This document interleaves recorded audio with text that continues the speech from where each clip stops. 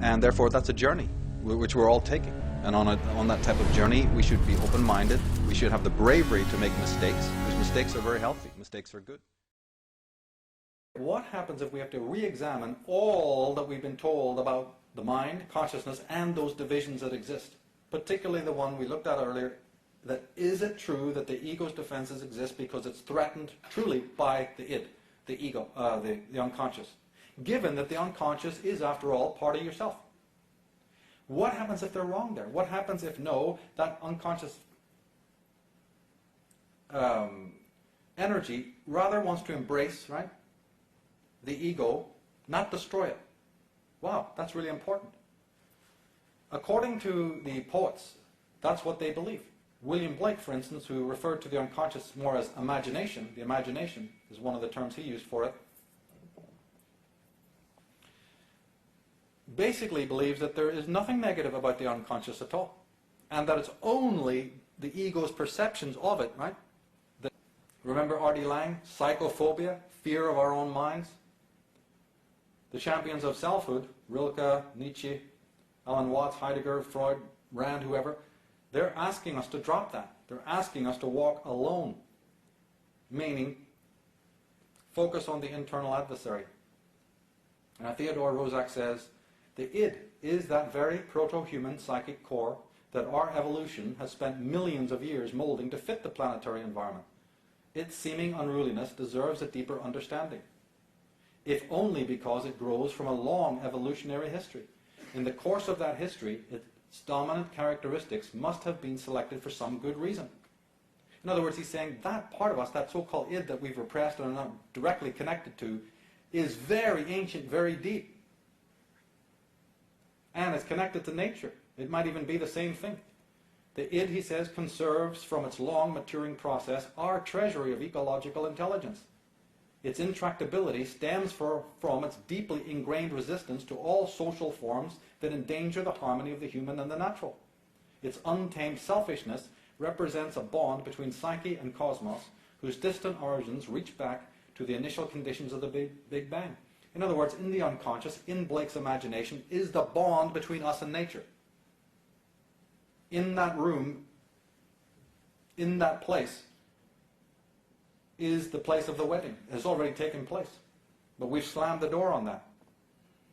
He says, just as there is a wisdom of the body which often has a better sense of health than medical science, so too there may be a wisdom of the id that knows what sanity is better than any school of psychiatry whose standard of normality is essentially a defense against misconceived social necessity. You know, you don't fit into the system, right, you're broken.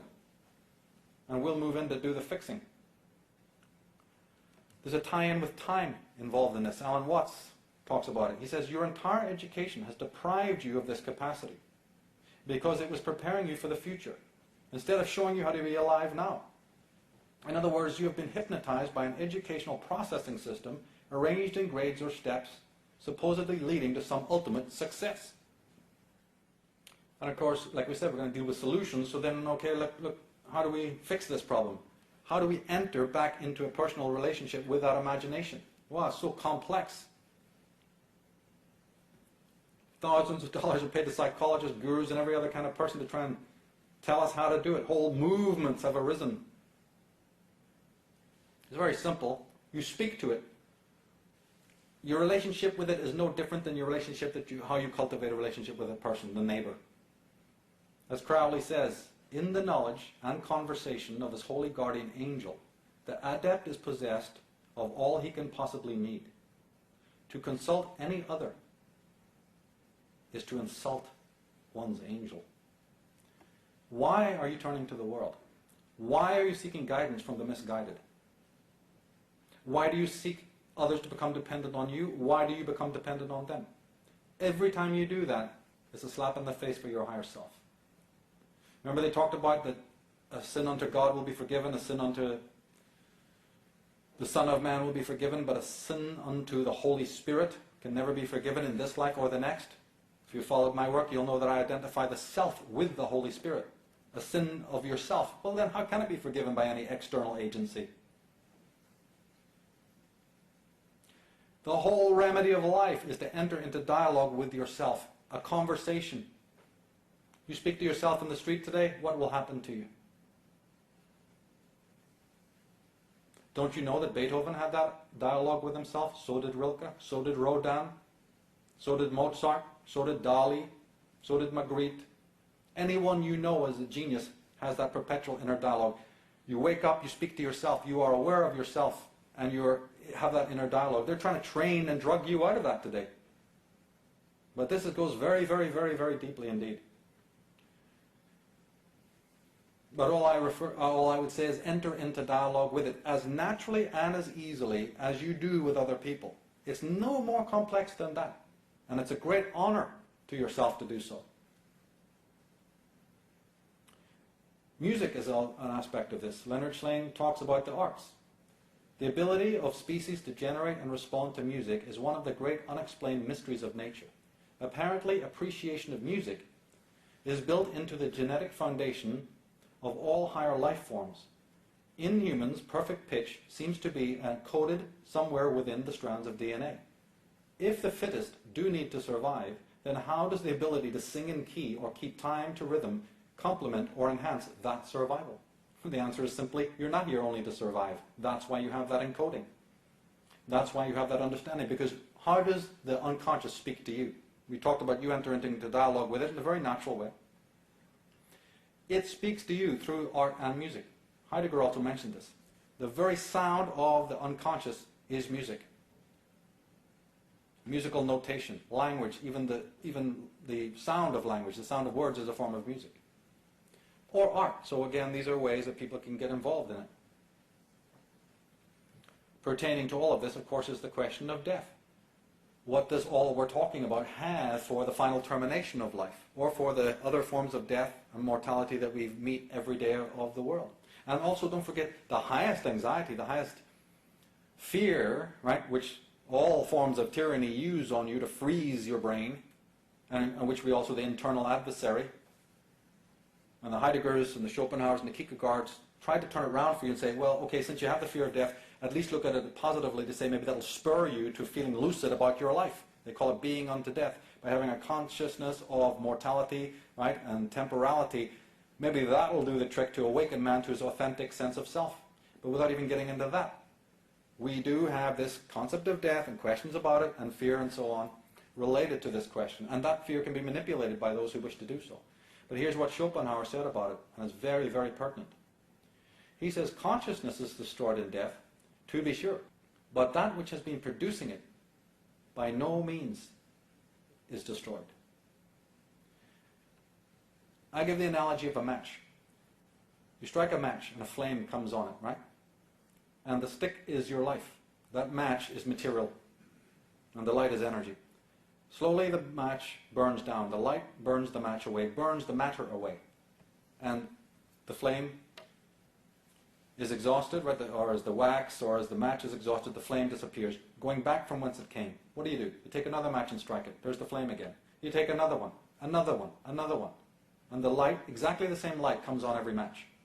In other words, you could fill this entire planet with burned out matches, and you could theoretically fill the entire universe with nothing but burned out struck matches, right? All dead, all expired, and yet you haven't reduced that flame one bit.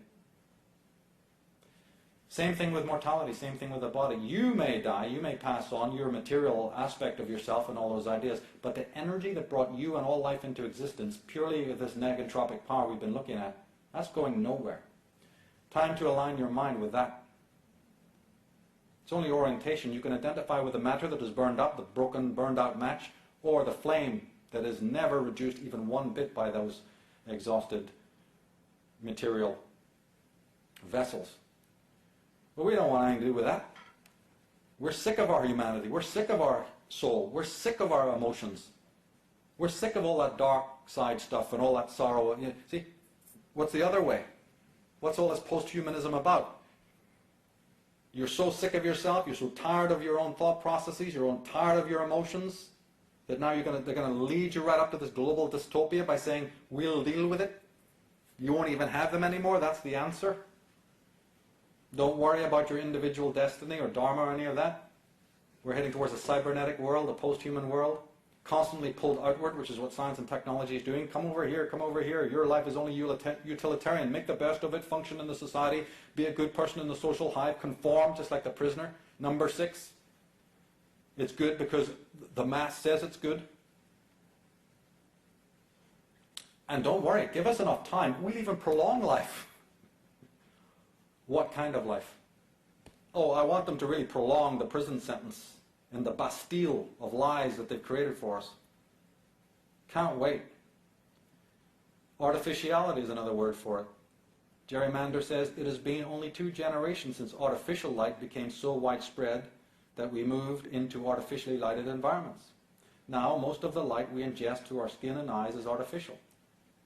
We are starved for some natural light spectra, and we have overdosed on those spectra that come from artificial light, incandescent, fluorescent, mercury, vapor, sodium, television, and others.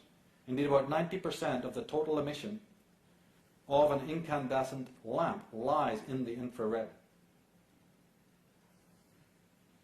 But as we said, scientists are now working overtime to make sure that we don't ever have to look at any of these darker emotions, which, as we said, are the stages along the road of selfhood, right? Now we can turn off the brain's morality centers. We can make psychopaths of you all like we are psychopathic. As Aldous Huxley said, never before have we been in a position to make so many fools, maniacs, and criminals. But this is also very much a collective movement.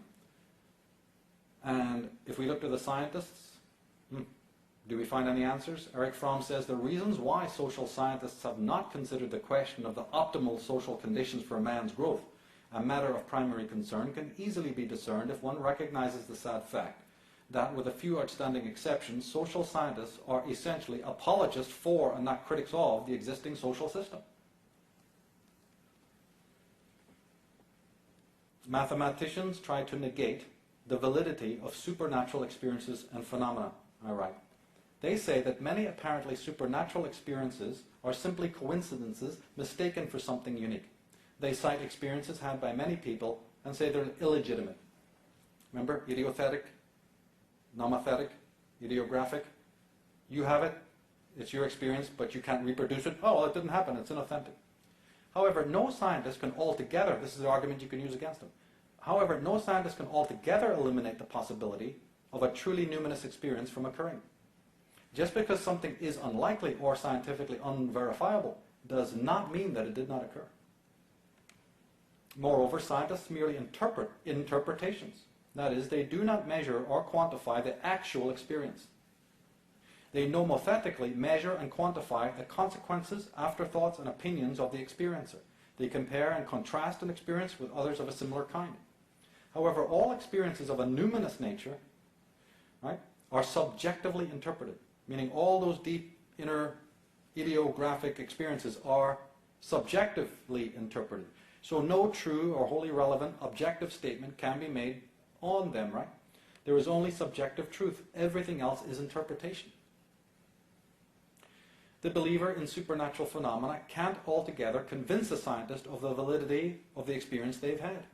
They can only relate what it meant to them personally. Party B was not present during the experience and can't know what it was like. Now, one has an idea of their own being or selfhood. One person's idea is not identical as another's about even that idea of self. If it were, you wouldn't have a self. The very word implies separation, differentiation. The self is distinct, unique, and utterly private. Any attempt to violate the self's autonomy via communication or relationship weakens the self and the experiences had by the self. Sharing has no validity to the self. There is no relationship between the self and the world of other people. Thomas Godwin, the father of Mary Shelley, said that in one sense, everything that goes by the name of cooperation is in a sense evil. And I think he was talking about this. Never forget when you read passages like this, though, that what I'm really talking about is trying to discover all those forces that prevent you from coming to the self, both scientific and theological and social. The opposite, of course, of what we're talking about here is the consensus that is now becoming ubiquitous, which is what people want. They want to turn off all of that stuff in their heads. We send our children there, we indoctrinate them into saying, what makes you the same as everybody else? And it's not wrong to do that, but to the extent where the selfhood is erased and the ubiquitous collectivity, basically nothing is you know what that's right? The global village is rising on the death of a man's individuality. His own sense of self. Is that a good thing? You know what's going to happen? The more that this takes place, the very individual will become totally expendable. A very important point, which I guess we can't have time to go into, is the whole idea of the subject-objective thing, where the psychologist Jung has even discovered that, look, your unconscious content, this is an aspect of yourself, is regarded as separate and objective. In psychological terms, it's one of the arguments psychologists use against scientists, by the way, but they say that internally, a man's own inner thought processes, his content of his own unconscious, is as considered as external as a table or chair or tree or anything outside. What a predicament. We want to come up to look at a bit of something to do with relationships, so how this dynamic works more in our private lives, you see.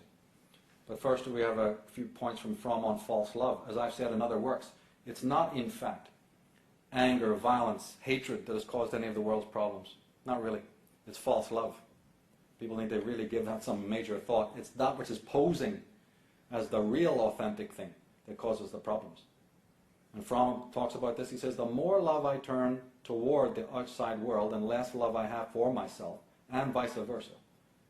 Freud is thus moved to describe the phenomena of falling in love as an impoverishment of one's self-love, because all love is turned to an object outside oneself. Right? And Fromm says, there is no word in our language which is being so much misused and prostituted as the word love. It is being preached by those who were ready to condone every cruelty, if it served their purposes. It has been used as a disguise under which to force people into sacrificing their own happiness, into submitting their whole self to those who profited from this surrender. You know, what's done under the name of love is so corrupt.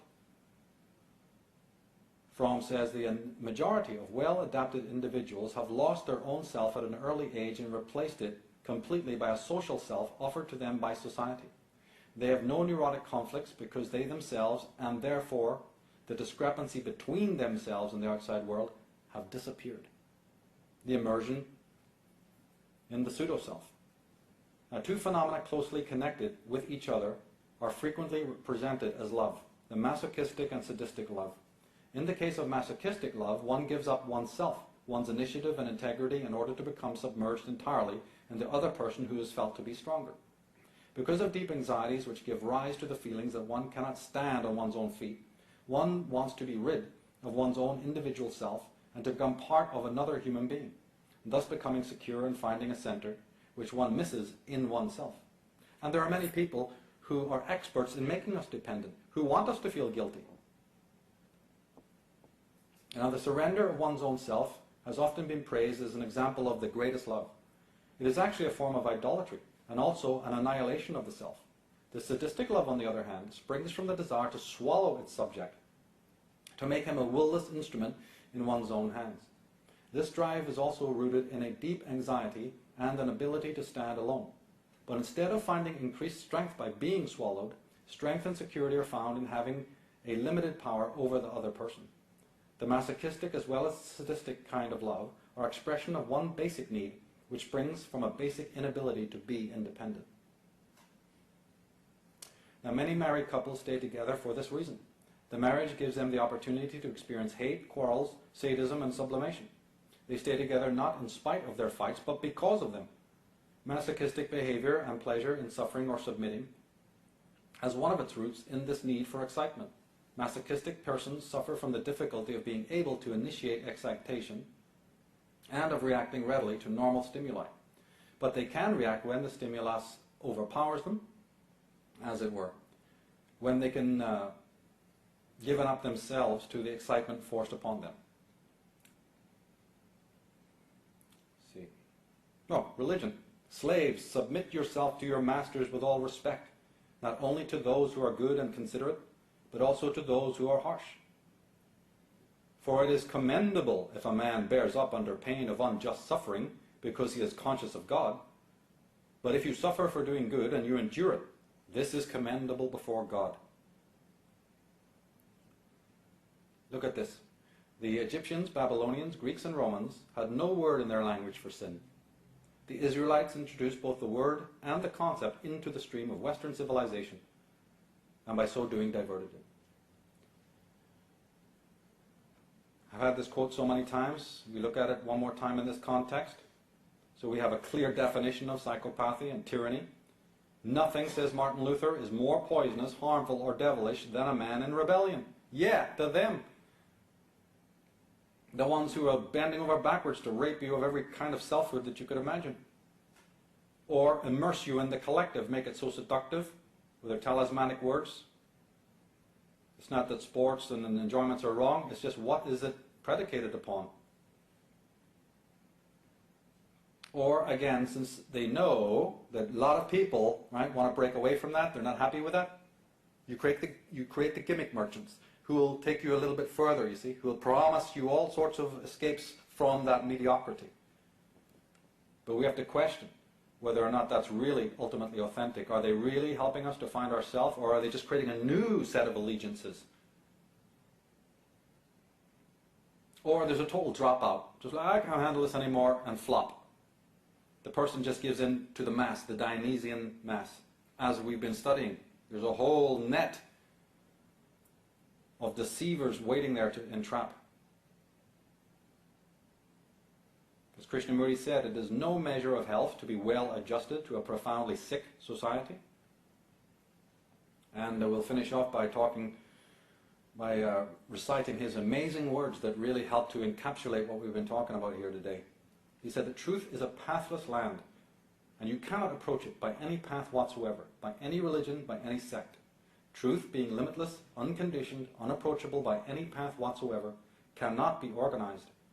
Nor should any organization be formed to lead or to coerce people along any particular path.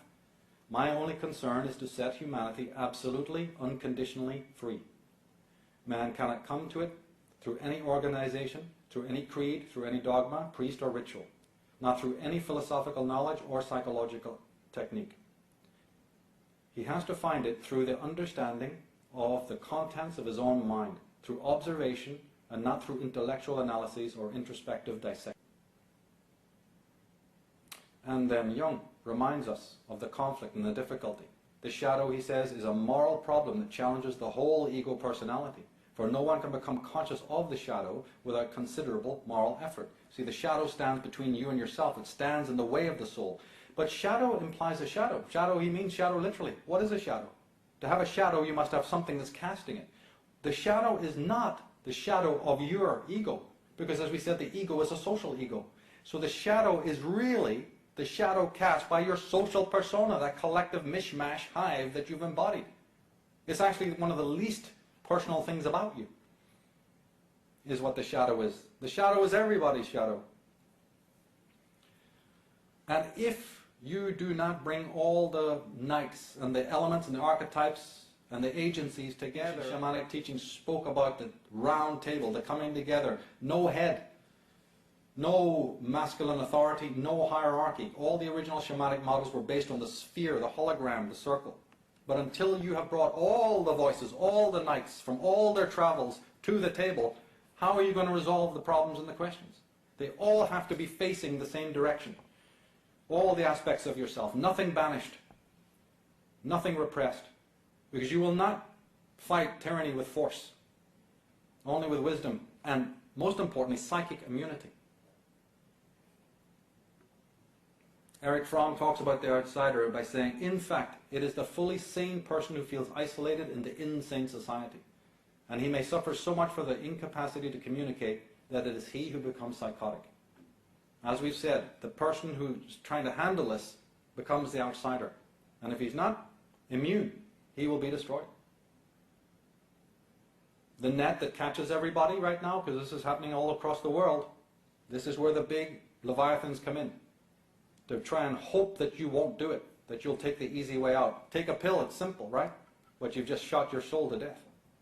Why do all that inner work? And I'll say what I said at the beginning. What you have to understand is that when these dark aspects start to come and visit, we don't welcome them in. We imagine that we're suddenly being haunted and destroyed. The depressions that people feel, the anxieties, is actually, when you really see it correctly, is the first time they've even negotiated that inner voice, but they've learned to think of that as the enemy, as opposed to the voices of the world. Here we now have it. Scientists may soon be able to erase fear and trauma from your mind. That is the death of humanity. That is 2012. That is post-humanism. That's where we're going. All the other aspects of it are kind of less important than this. As David Hawkins reminds us, there is no antidepressant that will cure depression that's spiritually based. For the malaise does not originate from brain dysfunction, but from an accurate response to the desecration of life. Now here's the final point. Jung brought up this most incredible point about the dynamics of the unconscious mind, and basically it goes for all kinds of mysteries. He says, we know that the mask of the unconscious is not rigid. It reflects the face we turn toward it. Hostility lends it a threatening aspect. Friendliness softens its features. It only becomes dangerous when our conscious attitude to it is hopelessly wrong. To the degree that we repress it, its danger increases. In other words, to the unconscious, like to any mystery, even to people, whatever attitude, whose attitude is so important, that you project into it, is what it becomes. So if you turn a face of hostility and false curiosity and power hungriness or fear or anxiety towards the unconscious, you'll be met with demons.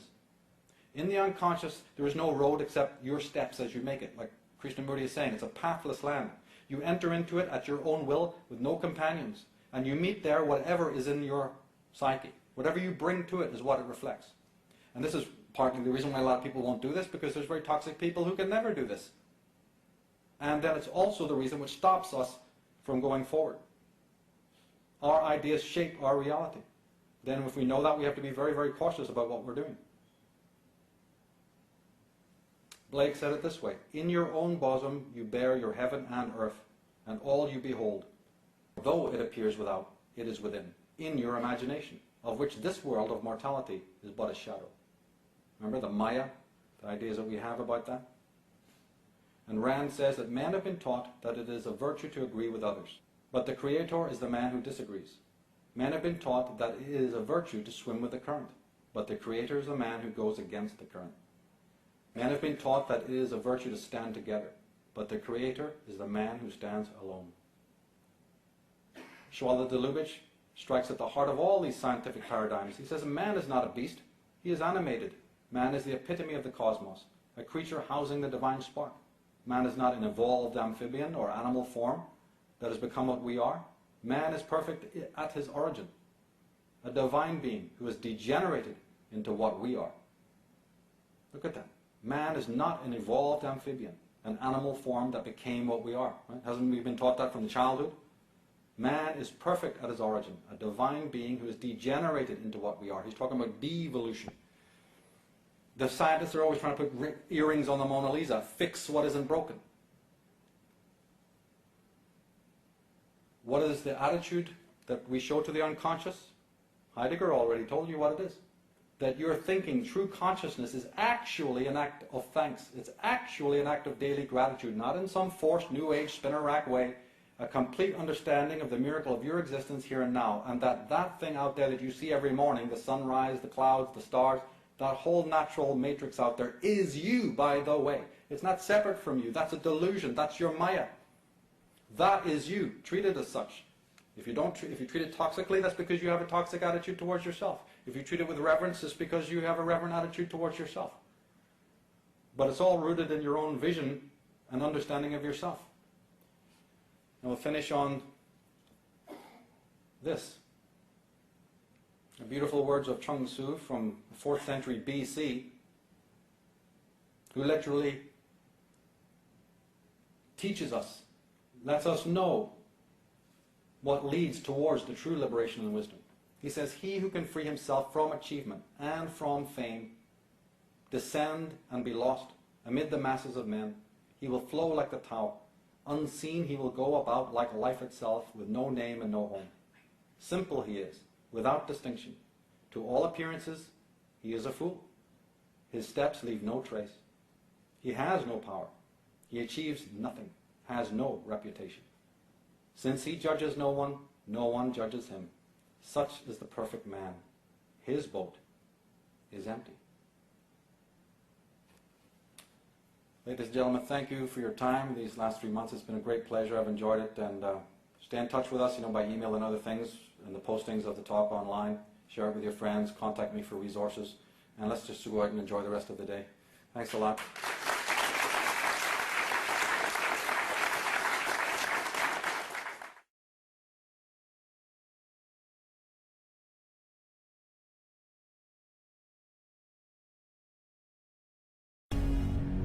The whole thing is about who am I, why am I here, and where am I going?